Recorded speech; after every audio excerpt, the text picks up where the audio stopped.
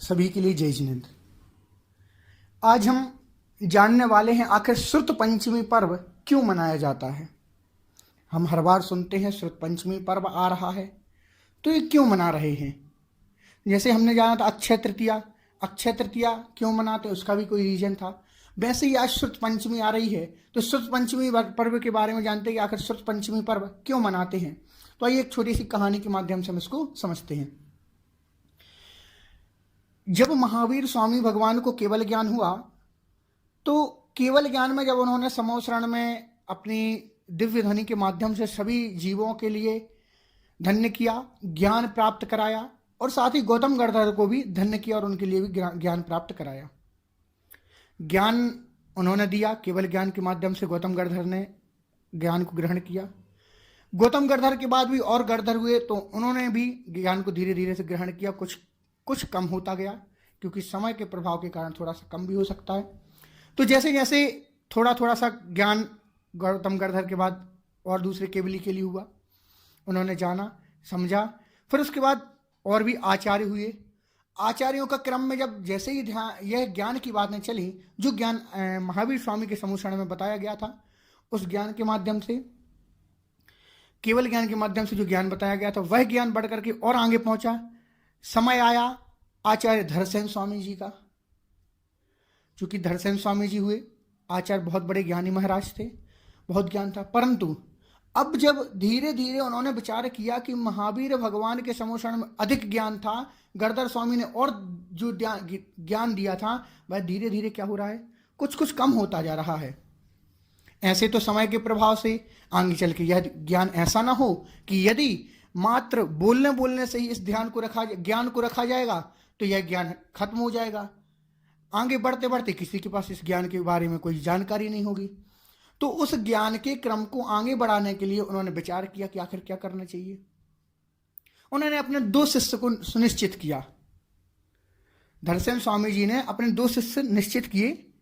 पुष्पदंत और भूतबली नाम से 2 शिष्य थे, वो भी बहुत ज्ञानी महाराज थे।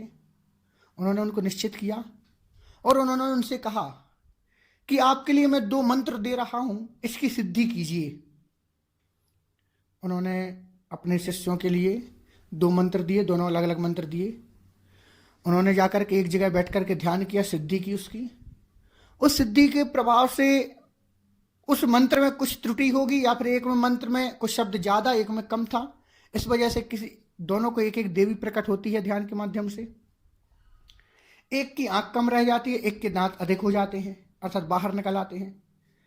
शिष्य दोनों महाराज के लिए चिंता होती है कि ऐसा तो हो नहीं सकता, क्योंकि मेरे महाराज जो मेरे गुरु हैं वह मेरे लिए गलत मंत्र तो दे नहीं सकते, फिर ऐसी देवी क्यों प्रकट हुई। उन्होंने चिंतन किया, पुनः उसको ठीक किया मंत्र को, और फिर उसका ध्यान किया। पुनः देवियां प्रकट हुई, बहुत अच्छी सुंदर, जैसे देवी का स्वरूप होता है, प्रकट हुई। उसके बाद जाकर के वह अपनी सारी चीजों को अपने गुरु धरसेनाचार्य जी के लिए बतलाते हैं और कहते हैं, इस प्रकार से मैंने सिद्धि की। गुरु महाराज धरसेन स्वामी जी ने पुष्पदंत जी और भूतबली स्वामी जी के लिए परख लिया, अच्छे से जान लिया, क्योंकि उन्होंने मंत्र भी इसलिए दिया था क्योंकि परख सकूं, परख करके जाना। अब उन्होंने उनको निर्देश दिया, कहा कि यह जो ज्ञान धीरे धीरे कम हो रहा है, इसके लिए हमें कुछ उपाय करके, अर्थात शास्त्रों को, अर्थात इसको लिपिबद्ध लिख करके सभी के समक्ष रखना चाहिए, अर्थात बताना चाहिए। तो सबसे पहले पुष्पदंत और भूतबली स्वामी जी के लिए बतला करके उन्होंने धीरे धीरे सारा ज्ञान दिया। धरसेन स्वामी जी ने उनको सारा ज्ञान दिया। ज्ञान देने के बाद उन्होंने उसको लिए क्या किया, धीरे धीरे क्रम से क्रम पूर्वक एक एक करके धीरे धीरे से क्या हुआ, शास्त्रों में उनको, अर्थात एक बुक के रूप में क्या किया, लिख दिया। वह सारा का सारा ज्ञान उन्होंने एक बुक में लिखा। अब इसको सुन करके आचार्य धरसेन स्वामी जी प्रसन्न हुए।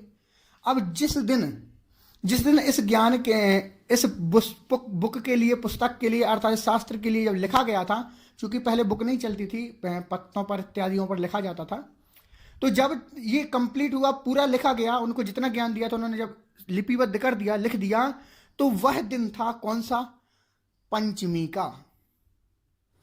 तो पंचमी का दिन होने के साथ साथ उस श्रुत की आराधना, अर्थात ज्ञान की, जिनवाणी की, उन्होंने जिनवाणी को क्या किया, लिपिबद्ध कर दिया। इसलिए उसका नाम क्या रख दिया, श्रुत पंचमी, दिन पंचमी का और श्रुत अर्थात जिनवाणी का, तो मिलाकर के श्रुत पंचमी नामक यह पर्व तब से ही प्रचलन में चल रहा है। इसका मुख्य कारण यही है कि इस मुख्य अर्थात इस दिन ही इस श्रुत पंचमी पर्व को तब से ही मनाया जाने लगा। इस समय से ही, तब से ही यह हमारे ग्रंथ जो जिनवाणियां आज हमें मिल रही हैं, देखने को आ रही हैं, इसी कारण से आज हमारे पास में पहुंच रही हैं। क्योंकि यदि तब से यह क्रम नहीं चलता तो आज तक हम कितना सारा ज्ञान क्या हो जाते, विस्मृत हो जाते, भूल जाते, क्योंकि हमारा क्षेत्रफल नहीं है और समय का प्रभाव भी ऐसा है कि क्षेत्रफल सबका कम होता जा रहा है और जो ज्ञान सच्चा मिलना चाहिए था वो सारा का सारा ज्ञान हमें क्या नहीं मिल पाता। इस कारण से उस ग्रंथों को रचने की अर्थात ग्रंथों को लिखने की यह परंपरा चली और आज हम देखते हैं कि सभी के पास में ग्रंथ होने के कारण हम ज्ञान को प्राप्त कर पाते हैं और अच्छे से हम अपने धर्म के स्वरूप को समझ पाते हैं। तो आप सभी का कर्तव्य होना चाहिए इस दिन के लिए बहुत अच्छे से मनाएं, जिनवाणी की पूजन इत्यादि करें और जिनवाणी की विनय के साथ साथ बड़ी ही सुंदर एक जिनवाणी को हमेशा सजा करके उसको सामने रख करके उसकी पूजा करें। सभी के लिए धन्यवाद और अधिक से अधिक इसके लिए सभी के लिए जानकारी प्रेषित करें जिससे सभी लोग इसका लाभ ले सकें और जान सकें कि आखिर इस पर्व का मुख्य कारण क्या है।